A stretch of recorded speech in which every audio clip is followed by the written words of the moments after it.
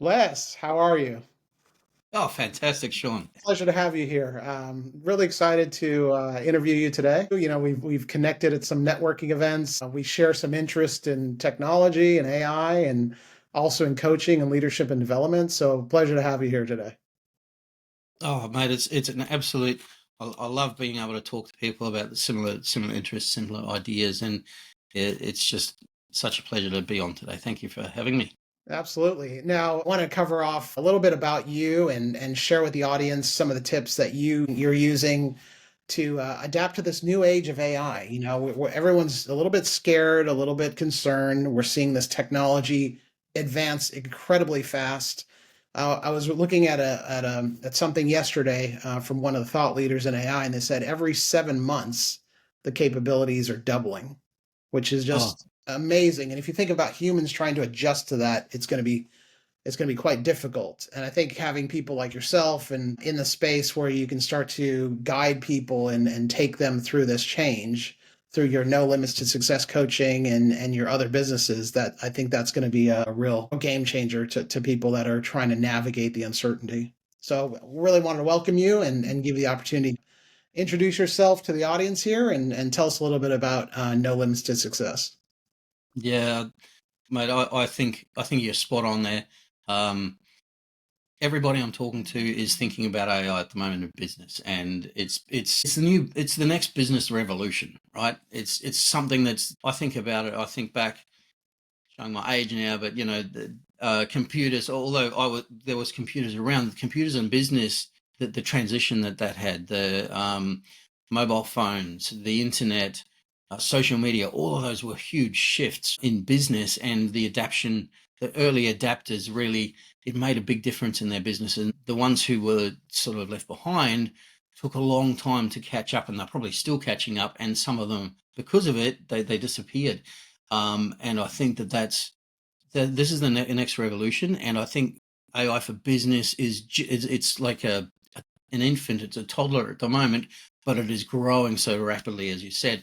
And so, what I think we have to do as business owners, as people who are consultants and talking to people in their business, is about getting them on to this. As it's not just something that's a good thing for their business, it's essential. If they don't implement in their business, it's going to be left behind. They're going to be catching up, and the ones who implement early are going to accelerate so much further, no matter what size their business. It takes a bit of a mindset shift, right? So if you It are does. quite, let's say, conservative, and I'm not talking political conservative or liberal, I'm talking more just little less risk averse, you're Yes. probably less likely to experiment with the technology and understand what it can do. And I find that when I talk to some people, you know, they'll say, "Oh, I've tried ChatGPT," and I said, "Great, when did you try it?" They said, "Oh, you know, when it first came out in 2022." I played with it a little bit. The answers weren't right. It was a bit false, you know, and what that was then and what it is now is a completely different capability. And it keeps Yes. advancing so quickly. And I think the mindset that people have to have is one of experimentation, one of trying to just figure it out. And not every experiment works, right? You have to kind of play with it, figure out what it's useful for, and then start thinking about, don't get trapped in, I just want to do the same things I do today, but better and faster. But actually, what are the things that I never thought were possible that I can now do? Absolutely. And I think we talk about adaptation in business and being disruptive in business a lot. And it's one of those words that's thrown around. But this is something that is disrupting. And I think what you're saying, sometimes there's a fear. It's like you don't want to adjust what what you've done. And I've come through, as yourself, I've come through and learnt business, not necessarily by going and getting an MBA. I've changed businesses and made a lot of failures and things like that. But one thing I've noticed is that you've always got to be aware of what's next, right? And unless you're moving towards what's next and seeing where things are flowing, what ends up happening is unless you're moving forward, you're going to stay where you are. And that means you're going backwards. Mhm. And I think really with that disruption, if what happens is sometimes it's fear and sometimes it's just status quo, as in it's working Mm. and it's going to keep working, but that's not necessarily true. Look at what happened in COVID, right? And that was a good example of instant disruption. Some things are more subtle, like AI, but they're going to change business. Yeah. So tell us about yourself and how you got into this no limits to success coaching and what you're trying to do to help others through the programs that you offer. Well, basically, I started off in the building trade, construction trade, and worked my way up through that. And basically, what one of the things that we were is sole traders, or in doing things ourselves, Mm. right? It's almost like you're forced into business. And a lot of the time, what I see in especially the construction trade, there's technicians, there's people who do this, who are pushed into business, but then they never develop business acumen. And it was one thing along the way. The, they've got their skills, and they keep thinking that if I do this right, I have a business. But there's a whole other set of skills which are business skills. And if there's gaps in those, they keep hitting a wall. Mm. And what I learned to develop, and that was mainly through mentors and coaches, was that accelerates you past those gaps. It helps you, because sometimes you can't see those gaps. You can see it if you've been through it, or you've looked at things in different ways.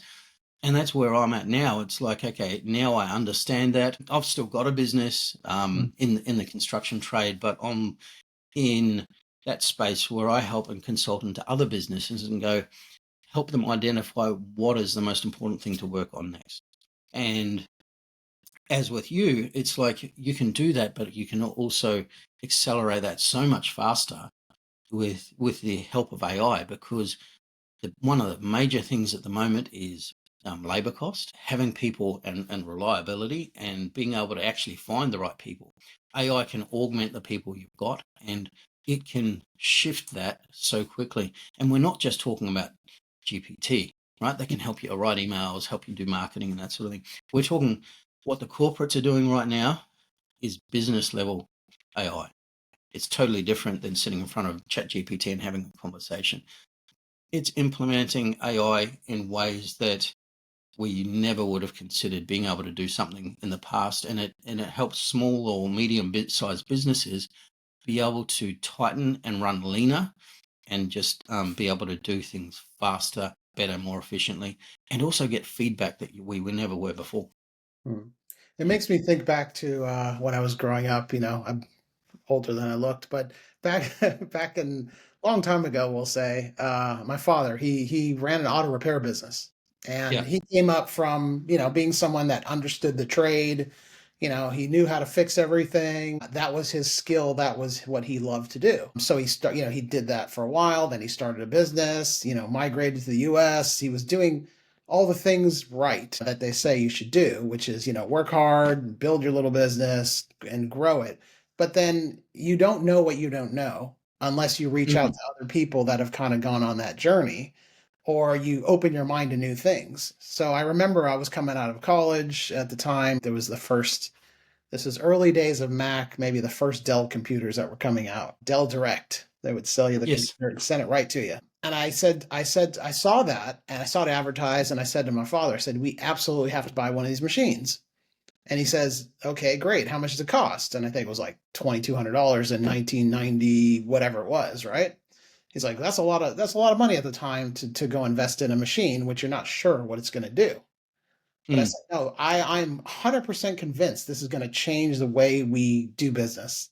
I don't know how, but buy the machine, bring it in, and we'll try it out. And thankfully, We'll figure it out as we go. thankfully Yeah. he agreed. We brought it into the shop. We went from a paper-based work order management system, which was pen and paper, and he has to, like, he's under a car or he's got his team under a car and they're aligning a car, and the customer comes in, he's got to stop what he's doing, he's got to get up, he's got to go grab the pad and the note, the pen and the paper, and write it all out. And I said, why are we doing it that way? But he never really thought about why. That's just how it's done. And I think that mental shift has to happen where people think about maybe there is a better way to do something. And so I took the desktop and we converted into a database where we can then print direct mail flyers and we could find out what the spend was per customer and all of those things that we take for granted these days. But at the time, you had to have that mental shift or had somebody come in from the outside to help them think about things that could be done a better way. And I think that's exactly what you're doing. That's exactly what I'm trying to do is basically help other people understand that this technology, you may not know day one what it's going to do, but you have to experiment and you have to find those business value, those outcomes you're looking for over time.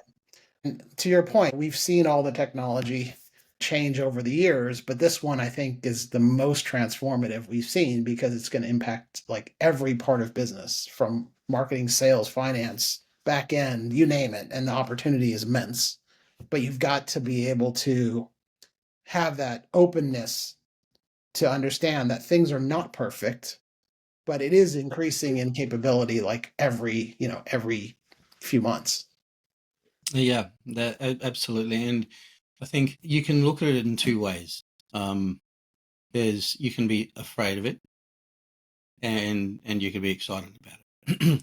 like you said, why are we doing things the way we are? And then there's the question, what can we do? And as leaders, I think that's always our question, right? It's like we don't want to always just be changing for the sake of change. I don't agree with that.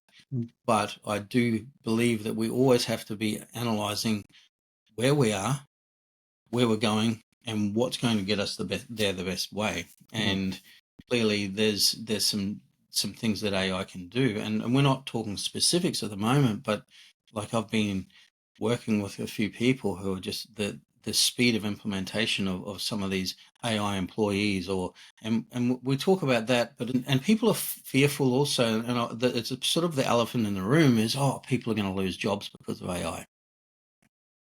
They said the same thing about computers, right? And then they said things about mobile phones. They said things about social media. There's negatives around everything, but there's also positives. We came through the age of computers, but all it did was it did make some jobs obsolete, but also it created new jobs. That's right. And that's what we've got to look at is if there is any fear there, well, how do we transition our business into this new phase, right? But if we're afraid of what's there, it blocks us.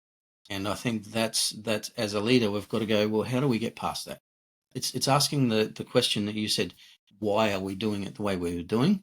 And then asking, how can we do it differently? And where that comes in is if you've got the ability to shift, it's about asking the right questions. And sometimes it's our perspective that's the problem, is because we're actually in that operation level quite often, instead of stepping out to that leadership level and basically as a captain looking forward.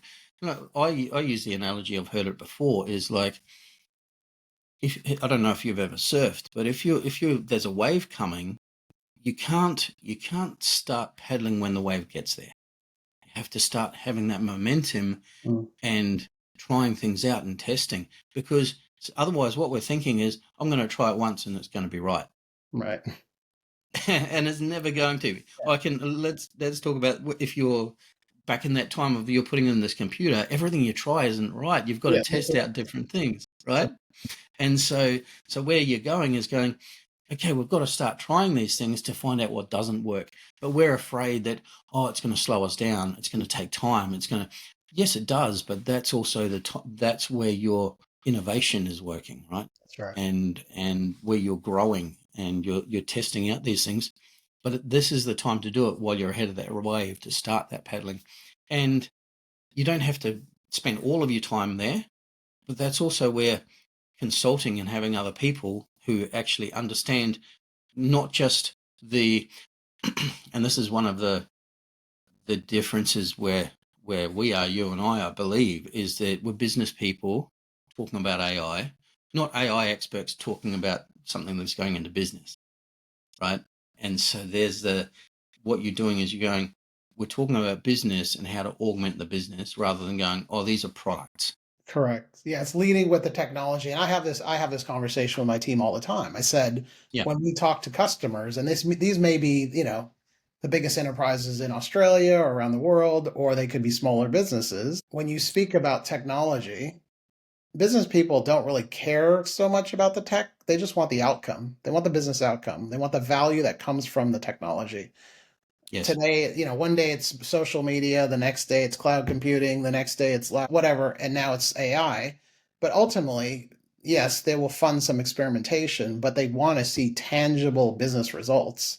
Is it Yes. reducing costs? Is it increasing my revenue? Is it giving me a better customer experience? Is it creating Giving me better more leads? And compliance, and I think that's where the conversation has to be versus this really cool technology and we're just like, great, I'm running around with my hammer looking for a nail, and that's not what yes, we're trying to do. We're trying to find out what is the solution to the exact problem that the business is facing. And I think that's yes. when you're speaking with your clients through your coaching and your consulting to businesses, what's the number one obstacle or challenge that they're facing where you could help them?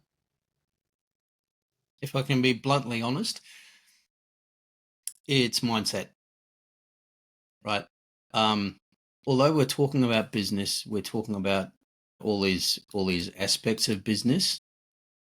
But here's the point: I know this because it's the same for me, right? I there's a something that my coach JT and you know JT very well as well talks about the devil at every level, right?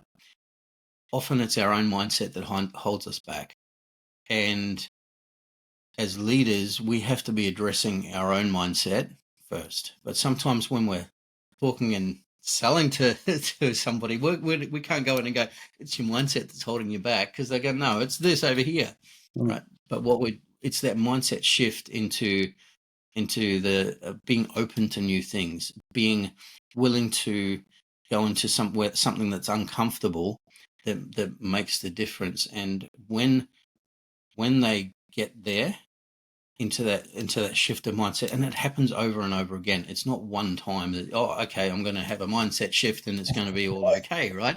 It's a constant evolution. It's an evolution of ourselves as leaders, as business people, and that mindset shift. And it's certainly becoming more talked about, but I think sometimes it's again just a word that's thrown around about mindset, instead of actually going, what is holding me back from the next level? What's holding me back from being a better leader or a better business person? And what is it that I have to let go of and I'm stagnating in? Because sometimes we're happy working on the things we're really good at and we avoid the things that we're not so great at. If we start focusing on those things to shift that, Mm. or even in the business, we avoid some parts because it's hard. And if we can shift that mindset to go, if we want to accelerate, this is the part we've got to grab hold of and change. And so mindset is the highest and best use because you know what? Your mind is the best asset you've got. Well, there's no growth without some kind of pain. I mean, you go to the gym, That's right. you got to feel some pain, right? So I think 100%. change is and growth involves a little bit of suffering. But if you have a coach, let's say at the gym, you'll probably do better. If you have a coach in business, you'll probably do better. Yes. Um, and I think what you're doing to help other people come through that transition of thinking I'm a independent craftsman, or maybe I'm a somebody in real estate that's doing something, but they really haven't thought about running their own business, or maybe they're just having these limiting beliefs about what's possible. I think that's what you can help them open up their mind to say, there is these possibilities. And I think with AI now, they don't have to go out and hire dozens of people right away. They can immediately start thinking about, okay, those legacy companies that are doing something today with lots of people, if you're starting off now, why would you copy them? Because they built themselves up at a time when this AI revolution didn't happen and they didn't have AI employees. So now, if you're starting at a lower base, you can start to think, okay, I can actually structure my company with these AI employees. Now, are they going to be in every single position? No. But over time, the capability is increasing, and you might be able to put them into different areas that speed up things that you wouldn't even have thought possible. Mm. Little basic examples I'll give you, like they always talk about like HR screening CVs, or you said, marketing, creating campaigns, or coming up with, just positioning statements, or evaluating websites, or there's lots of use cases. Or even just um, evaluating your stats. I Yeah, think sometimes AI can, because of the way that it can be used, it can analyze things in ways that we don't. that's right. Right? And it can pick up some things. And I'm just, I think your imagination is where the limit of AI is going. That's And good. I think it's something that I'm excited about, Yeah. but it's also about like how do we stay ahead of this. And I love that what you're saying is because you were saying that these larger businesses that are there, they were created in a time that was before AI, right? But the big thing for this smaller to medium businesses comparatively is they have the ability to have the speed of implementation. Big companies work slowly to implement. Yeah. The ability for a smaller company to put things in means that they can accelerate faster at this time. And so they might not have as much money, but you don't need it with AI if you're doing it in the right way.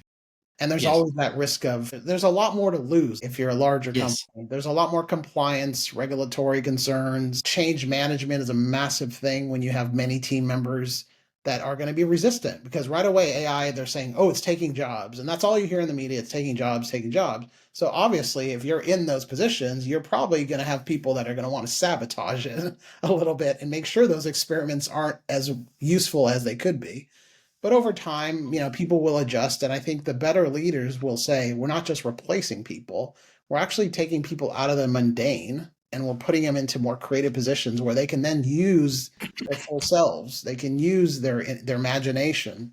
They can say, I can actually rebuild the thing that I'm doing, my function, in a much more impactful way for the business, right? And free their time up to do things that they actually want to do. Nobody likes administrative work. Maybe some people do, but Oh, look, ideally, you know, you want to 100%. kind of Because free people up from that. I think back to the days in school where we're taught to figure out math on paper, right? Yeah, And it's just like I've never really used those skills again. Yes, it's something, but it's not like professors or high end math people are using paper to figure out their math equations. They're using computers and calculators, right? So it's about utilizing the technologies that's there. And like you said, it's putting people into more creative positions because the human aspect's not going away. We yeah, still really need humans in business, but where is the highest use and highest value for them? Because often they spend hours writing reports or doing, like you say, the mundane, the transactional stuff that could be done by AI very simply and quickly, which gives them the feedback, which is then they are the human point of contact. yeah. And that's where we're going. This is an augmentation at this point. It's about making your ability to connect with your client better, making and at those key points, rather than being busy for the sake of being busy. We're using that human interaction at the right times. The biggest challenge I'm seeing with people that I speak with about using the technology is it's this kind of phrase of garbage in, garbage out, right? So Yes, like if you put in, hey, help me write a business plan, and you hit enter, you're going to get some pretty generic advice, right? 100%. If you put in a prompt that says, help me write a business plan, I'm Les, here's my background, here's the industry I'm focused on, here are my customers, here are the offers, and you give that kind of context to the AI, it'll give you much better output. But it starts, which is odd because it's not the technology so much. It's actually the person, the human input that is the most Yeah. important, because it's painting the picture of the context. It's also looking at what is the information that it's been grounded in.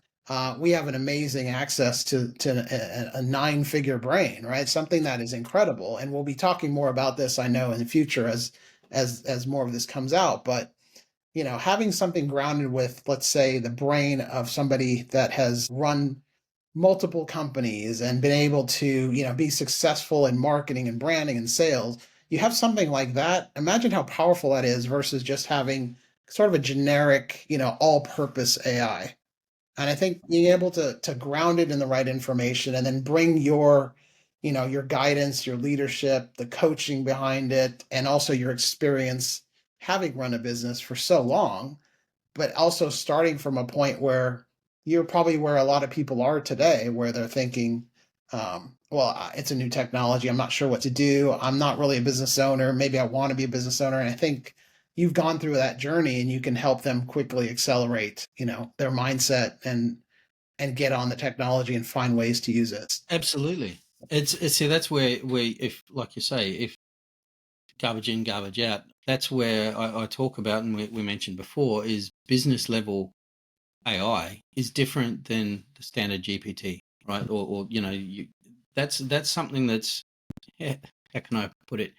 Either you're the consumer or somebody who is actually using, right? at a GPT level, where you're just having a chat and prompts, etc., that's sort of like you are the product. You're the one who's getting sold to, but that's just scanning general information that's not really giving you a business There's advantage. a lot of When you're garbage on talking, the internet, actually. that's right, and that's why it has these misunderstandings and gives you back information that might not either be relevant or might not even be true. Whereas if you are actually talking about business level AI, it's trained specifically on one, what you're doing, and number two, it's actually trained by and implemented by business people, which is just that whole next level stuff. It's sort of like reading reading a business book versus actually having a consultant in your business. What has more value? Yes, it might cost you more, but they're going to dive deep on your business and give you the feedback that you need. And both have relevance and both have the ability to change what you're doing, but one is going to be so much more value. It's about thinking about this in a way. At the moment, this is such a new technology. Like, what's next? What do I do? Where do I start? And that's where you and I sort of are going, okay, we are transitioning from this over here to go, well, let's guide people because we know business, and then we know also this is the technology that can implement you. We're not going, hey, I've created this AI tech. No, And they it's find the like, problem. we're going to find what's best for you. Yeah, that's right. Absolutely. Yeah. Well, thank you so much for spending the time today with me. I'll just leave it to you to let people know how to get in contact with you and how you can best help them through No Limits to Success. Yeah, absolutely. Look, no limits to success.com.au. Just come there. You'll be able to find all the links, etc., on there. Connect with me. I'm always happy to have conversations. We do, a free consultation and check in. I've also got basically a thing you can go through to see where the best place in your business is to start implementing. But yeah, I normally work with 5 to 100 employees, and so that's my niche. I consult, but primarily I'm looking at helping you implement AI into business as well, like you are. It's a brilliant, I think, getting ahead of this wave, jump on it. It's the next revolution, and it's big. It'll be the biggest. When we look back on this, it'll be the biggest revolution we've ever seen in business. Absolutely. Well, thank you so much, Les. Appreciate the time and look forward to reconnecting at a future event.